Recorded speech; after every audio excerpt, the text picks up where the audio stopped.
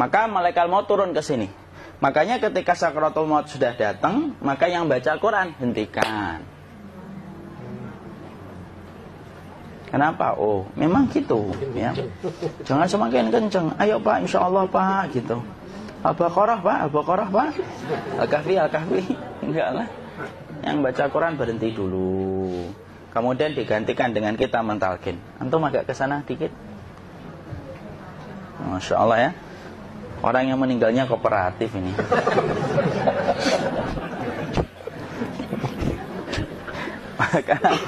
maka agak kesini ya. Maka disunahkan kita untuk mentalkinnya. Nanti ketika mentalkin jangan terlalu sering, jangan terlalu membebani. Jangan terlalu sering itu la ilaha illallah, la ilaha illallah. Tidak gitulah. Berat nanti dia ngerasakan. Di situ Imam Qurtubi juga menyampaikan, jangan terlalu sering karena itu memberatkan dadanya. Jadi ketika mentalkin saya sampaikan, boleh diganti atau enggak Ustaz? Enggaklah, talkin itu ibadah. Ibadah itu tauqifiyah. Tauqifiyah itu enggak usah diganti. Karena Rasulullah mengatakan lakinu ala mautakum la ilaha illallah. Talkin orang yang meninggal di antara kalian dengan la ilaha illallah. Enggak usah diganti Allah Ustaz yang lebih singkat, lebih pendek. Tidak usah. Subhanallah Ustaz, tidak usah. Kenapa? Karena talqin sudah ditetapkan ucapannya oleh Nabi, begitulah kita mencontohnya. Jadi tidak usah diganti. Cara mentalqin, jadi kalau keadaan sudah tenang, tolong kalau sudah sakaratul maut jangan ditinggalkan. Karena sesungguhnya pertempuran setan itu pada detik-detik kematian semacam ini. Dan betul-betul berusaha untuk menjadikan dia murtad. Nanti makanya di situ di buku nanti dibahas kan, pertempuran setan itu sampai detik-detik orang mau mati itu sudah ayo kufur, murtad aja tuh, kamu sakit kan? Nah, itu kayak gitu. Makanya jangan ditinggal. Capek gitu kok nggak meninggal gitu ya. Udah gantian mas. Dan jangan kemudian meninggalkannya. Mangkat dulu gitu. Tidaklah, janganlah. Terus ditampingi terus. Kalau bisa ya sudahlah, berikan waktunya kita untuk sementara waktu itu betul-betul berkhidmah kepada orang yang kita cintai terakhir kalinya. Cara kita kemudian mentalkin adalah, yaitu adalah di sebelah kanannya la ilaha illallah. Biarkan dia mencerna dulu, tidak usah buru-buru kemudian kita langsung nimpali lagi. Dia mencerna dulu sembari kita doakan, peluk, ya Allah dimudahkan gitu. Kalau ada orang yang bisa ngucapin la ilaha illallah, itu siapa yang memberikan itu Ustaz? Yang memberikan kekuatan Allah Pak. Karena ngomong aduh aja sudah tidak mampu. Makanya Allah berfirman dalam surat Ibrahim, yusabbitullahu alladhina amanu bil qawli tsabit fil hayatid dunya wa fil akhirah. Allah teguhkan perkataan orang yang beriman dalam kehidupan dunia dan akhirat. Dunia itu ya ketika menjelang kematiannya. Makanya dia bisa ngomong la ilaha illallah. Sebenarnya ngomong aduh aja udah gak mampu. Kalau bisa ngomong, dia pasti ngomong aduhnya dulu. Tapi Allah yang menggerakkan. Ngomong la ilaha illallah. Makanya mangkana akhiru kalamihi la ilaha illallah dakhalal jannah. Barang siapa akhir kalamnya itu adalah la ilaha illallah, pasti masuk surga. Makanya kita lagi la ilaha illallah. Dah. Cerna dulu. Enggak usah minta diburu-buru ya. Enggak usah gini.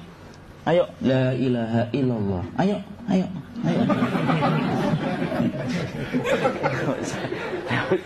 Enggak usah gitu. Ya, biarkan dia pelan-pelan gitu. Ayo tapak, ya Allah capek saya Pak. Enggak usah gitu. Ya ucapkan la ilaha illallah. Kemudian dia mencerna.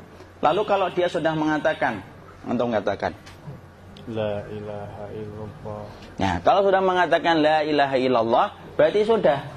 Enggak usah ditalkin lagi, enggak usah. Belum meninggal juga sih. Enggak apa-apa, biarin aja. Dia di situ aja. Kecuali dia ngomong lagi dan enggak usah diajak ngomong, alhamdulillah ya Pak, ya Allah gitu. Terus dia jawab, alhamdulillah.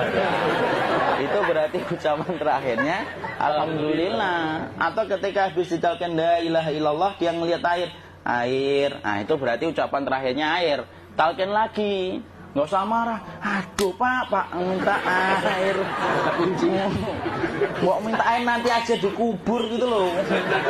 Jangan gitu. Biarin aja, jangan kemudian setelah la ilaha illallah La ilaha illallah. Terus, ayo tutup, awas yang ngomong lagi ya. Nggak bisa gitu juga. Maka kemudian setelah la ilaha illallah sudah, nggak usah diajak ngomong gitu. Terus kemudian nggak usah ada anaknya perempuan, ya Allah Pak, sudah bisa ngomong la ilaha illallah, usah gitu. Cukup dalam hati alhamdulillah gitu. Diam kita dengerin gitu. Disitulah nanti biasanya detik-detik dia terakhir. Dia nanti ngeliat di sini Pak, prosesnya itu nanti kaki langsung sebagian jempol dingin dia. Kaki, telapak kakinya langsung kalau kita geningkan dingin kayak kaki yang kena AC langsung. Kemudian dia langsung ningkup gini, dikit dia, mulai kaku dia. Atau kalau enggak, gini dia. Langsung kayak jatuh, kayak kepala nanti yang paling terakhir. Kepala itu pasti ada gerakannya Pak, ini meninggal itu. Pasti gitu. Pasti gitu. Karena apa? Sudah tidak ada beban ruh yang menahannya. Ya, cabut ya, set pelan, maka kemudian malaikat itu. Tapi tetap sakit lah, walaupun dikatakan ringan, tetap sakit. Maka kemudian sakit gitu, ngelewatin sini, jantung kemudian sudah tidak berfungsi, kemudian ginjal Pak, ngelewatin ginjal tidak berfungsi. Bapak bayangkan kan, kalau yang pernah sakit batu ginjal Pak, sepakat nggak kalau kita batu ginjal itu sakitnya luar biasa Pak? Itu baru titik batu kecil di ginjal. Kita bisa bayangkan tiba-tiba ginjal tidak berfungsi, sakitnya kayak apa Pak? Tiba-tiba ginjal nggak berfungsi, pankreas naik, kemudian tek jantung. Jantung ini dia masih hidup dia, di sininya masih hidup walaupun jantungnya sudah berhenti. Naik, kemudian mata dia ngelewatin mata. Organ tubuh yang paling setia sama ruh itu mata. Maka kemudian mata dia ngelihat dia, ngelihat keluarnya, naik dia. Ya, dilihat ini sama dia. Makanya Rasulullah mengatakan innar ruha idza qubida tabi'ahul basar. Ruh itu kalau dicabut, mata itu ngikutin kemana perjalanan ruh itu. Makanya ada yang meninggalnya gini. Ya, itu bukan tanda su'ul khatimah. Itu tanda fitrahnya mata ngikutin ruh. Atau kemudian bukanya sedikit. Ada yang kayak senyum Pak, ada yang kesini yang keringetan. Nah, itu tanda husnul khatimah. Ada yang senyum. Jadi sakitnya setelah selesai itu plong gitu loh. Makanya kemudian ada yang tersenyum. Maka itu tanda. Kalau kita ngelihat orang yang membuka mata kayak gini, tidak usah takut. Cepat-cepat kemudian kita nanti tutup. Biasanya kalau terlalu lama, itulah yang menjadikan ini tidak bisa ditutup. Makanya harus pakai kapas akhirnya. Karena apa? Karena pas meninggal nggak langsung ditutup. Biasanya karena perawat takut, dokternya juga nggak tahu itu, dibiarin itu. Makanya ada beberapa mata yang ditutup pakai tensoplas kan? Sebenarnya kalau langsung bisa nutup dia, fitrahnya nutup mata itu. Jadi kemudian kita baca Allahumma firlahu warhamhu wa'afihi wa'fuanhu atau bismillah wassalatu wassalamu ala rasulillah, tutup. Bismillah. Tidak usah takut. Kecuali buka lagi ya, ini baru kita kabur bareng. Kalau buka lagi Pak, insya Allah Pak, ya Allah ya kita kabur bareng-bareng Pak. Diusap Pak, diusap gini. Enggak disenggol gini enggak. Begini kan, sudah meninggal dunia. Tangan boleh begini, boleh diluruskan, tidak ada ketentuannya. Boleh gini, boleh kemudian lurus. Tidak usah disalahin kalau ada yang lurus. Lu itu tangannya gimana sih? Posisikan kayak sholat. Tidak ada perintah kayak gitu. Jadi kemudian dikondisikan saja. Terus maka kemudian dipijit-pijit, akiknya dikeluarin, kemudian jamnya dilepas, gigi palsunya dilepas kalau ada, ya. Kemudian apa setelah itu? Coba buku.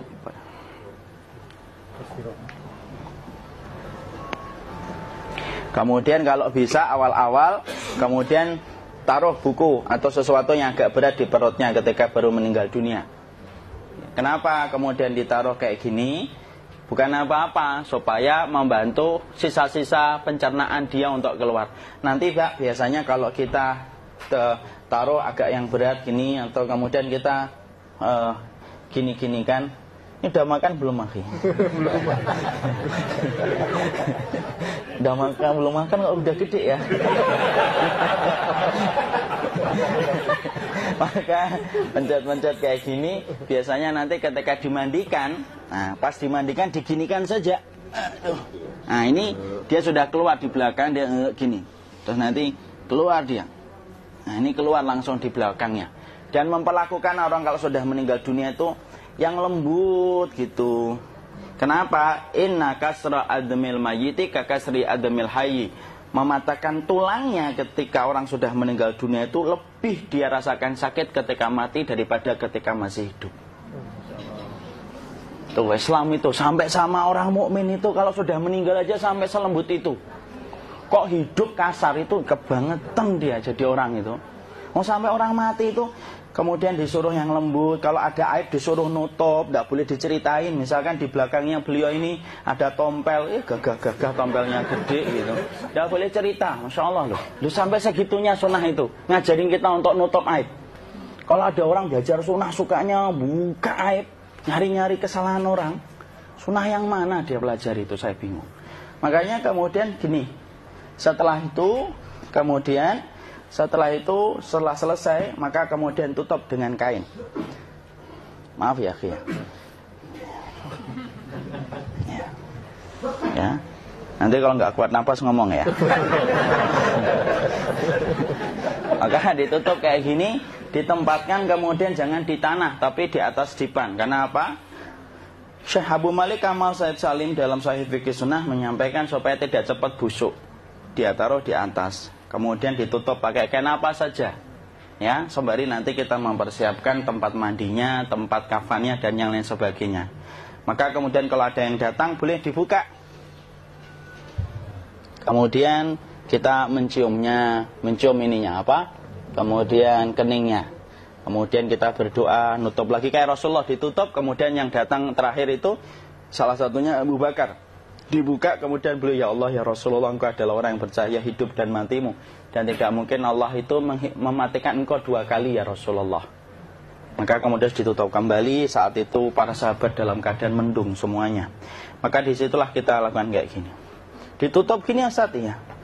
Kasihan tidak bisa nafas, insya Allah tidak butuh nafas lagi. Jadi kemudian kita semacam ini kita persiapkan apa yang bisa kita lakukan. Nah itulah proses kematian dari sakit sakaratul maut sampai kematian.